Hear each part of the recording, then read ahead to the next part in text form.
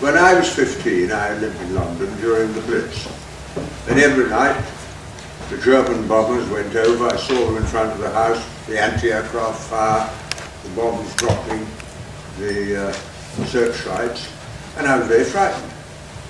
And I went down to the shelter every night and slept on a concrete floor, 2 floors under, and came up one morning. The church I attended had been destroyed, the 500 people killed near where I lived. My brother was killed, many of my schoolmates were killed, and I hate war. And nothing in the world, no political speech could ever alter the view that war, the destruction of human nature, is wrong. Second thing, you perhaps make a personal reference. In 1945, I was a pilot in Egypt, and I had decided, I had a bit of leave, that I would go and visit a Jewish settlement in Palestine. And I went there, and there in this settlement, Shara near the Sea of Galilee, were Jewish refugees from all over the world. I was there the night that Hitler surrendered. And as you can imagine, all the Jews celebrated, and I, like many people at the time, thought, well, this is an amazing thing for them, and so on and so on and so on. And now you see what has happened, what the Israelis are doing to the Palestinians. And what they're doing is on a massive scale. During the London Blitz, 30,000 people were killed in a city of 6 million. The time of 9/11, 2,900 people were killed in a city of 8 million. In Gaza, 1,000 and more killed in a city of 1 million.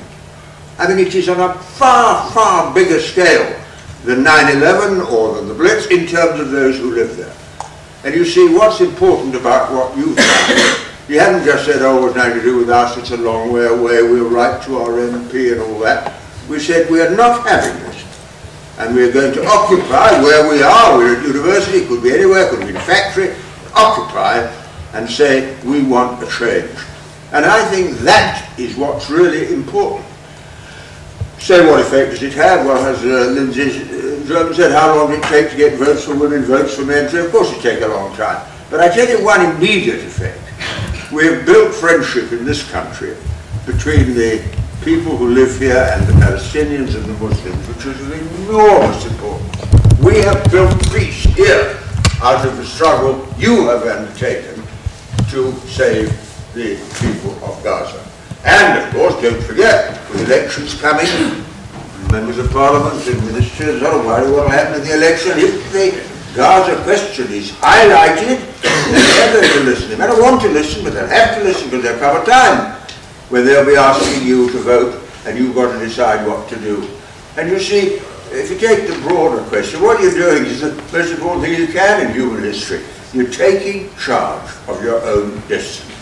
If you write to a member of parliament, you'll get a reply from the secretary saying, Mr. So-and-so, thank you very much for your letter, which we read with great interest, and grateful to you for keeping in touch, and you'll be doing a meeting next week on the future of care for the old people. If you write to the Prime Minister, you've got a secretary saying, your letter has been noted. And the Prime Minister is very, very interested to hear your view. But if you do what you do, something actually happens. And you see, the world we live with all these dangerous weapons and all the things, if people don't take charge of their own destiny, then we're all going to become victims of the next power play between 2 nuclear states.